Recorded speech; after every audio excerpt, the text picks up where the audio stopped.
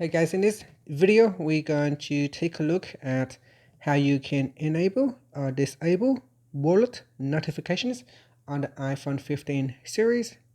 First, let's go back to the home screen by swiping up at the bottom of the screen.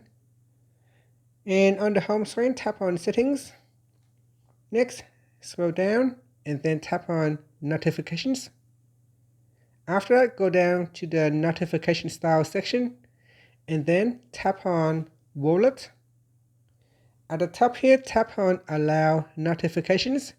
Tap on the toggle button to switch off or turn on wallet notifications.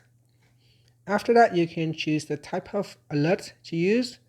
So here we've got lock screen, notification center, or banners. And you can choose to turn on or turn off the notification sounds and also the badges. And that's it. Finally, you can swipe up to go back to the home screen. Thank you for watching this video. Please like and subscribe to my channel for more videos.